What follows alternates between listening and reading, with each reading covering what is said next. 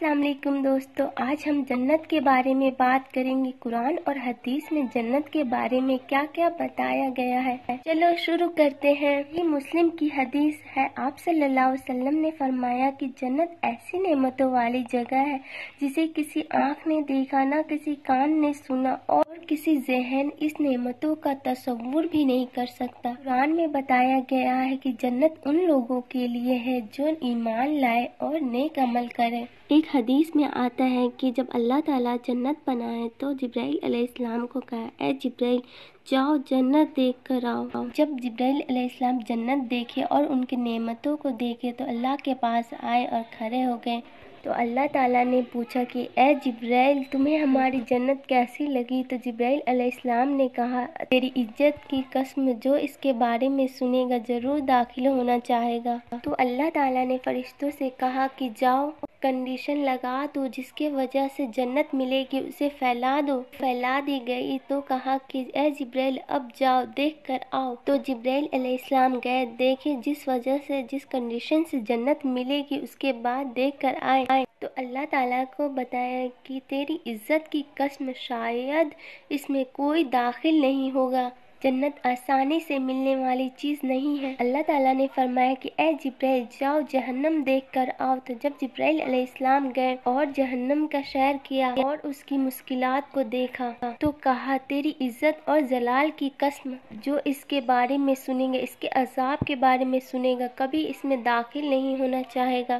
اللہ تعالیٰ نے فرشتوں سے کہا کہ جاؤ وہ تمام چیزیں پھیلا دو جس کی وجہ سے لوگ جہنم میں جائیں گے۔ اللہ نے جبرائیل علیہ السلام سے کہا، جاؤ اب دیکھ کر آؤ جہنم۔ جب جبرائیل علیہ السلام جہنم دیکھ کر آئے تو اللہ تعالیٰ کو کہا کہ تیری عزت کی قسم، مجھے ڈر ہے شاید اس سے کوئی بچ نہیں پائے گا۔ آپ صلی اللہ علیہ وسلم نے فرمایا، جو شخص جہنم سے بچنا چاہتا ہے اسے سوتا ہوا نہیں دیکھا، اور جو شخص جنت پانا چاہتا ہے اسے سوتا ہوا نہیں دیکھا۔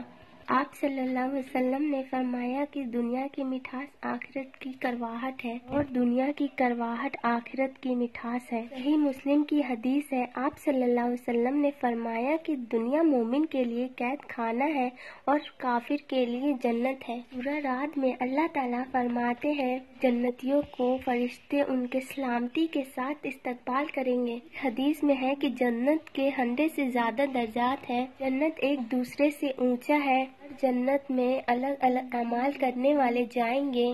جنت کے ایک درجات سے دوسرے درجات کا فاصلہ زمین اور آسمان کے برابر ہے۔ آپ صلی اللہ علیہ وسلم نے فرمایا کہ ایک جنت سے دوسرے جنت کو ایسے دیکھے گا جیسے زمین سے تم تارے کو دیکھتے ہو۔ جنت کے سب سے اونچا درجہ جنت الفردوس ہے، جہاں محمد صلی اللہ علیہ وسلم رہیں گے، جو اللہ کے عرش سے بالکل نیچے ہے۔ بخاری کی حدیث ہے کہ اللہ کے رسول محمد صلی اللہ علیہ وسلم نے فرمایا کہ جنت الفردوس کے لیے دعا کرو، اس لیے کہ اللہ کے عرش سے بالکل نیچے ہے۔ جنت میں جو چاہے گا انسان کھائے گا پیے گا۔ جنت میں کوئی کسی سے حسد و نفرت نہیں کرے گا۔ جنت کے برتن سونے اور چاندی کے ہوں گے۔ جنت میں کسی کو نجاست نہیں ہوگی، نہ باتھ روم کرے گا، نہ بھوک پیاس لگے گی، لیکن جنتی کھائیں گے پیئیں گے، پسینہ آئے گا جو خوشبودار ہوں گی، پسینے کے ذریعے کھانا پچے گا اور بس ایک ڈھکار لے گا کھانا پچ جائے گا۔ جنت میں کبھی موت نہیں آئے گا، جنتی ہمیشہ زندہ رہیں گے اور جوان بھی۔ جنت کے 2 سب سے بڑی نعمتیں ہیں۔ پہلی،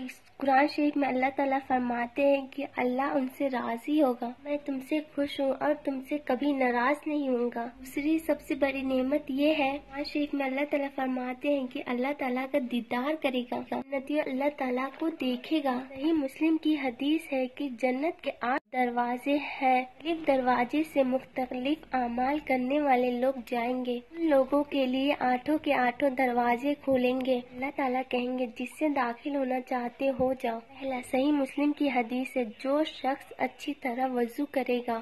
دوسرا، حدیث میں ہے کہ عورتوں کو جنت جانا بہت آسان ہے، بس نمازوں کو پابندی سے پڑھنے والی، رمضان کے روزہ رکھنے والی، اپنے شوہر کی اطاعت کرنے والی۔ جنت کے 8 دروازے کھول دیے جائیں گے اور کہیں گے، اللہ تعالیٰ جس سے داخل ہونا چاہتے ہو جاؤ۔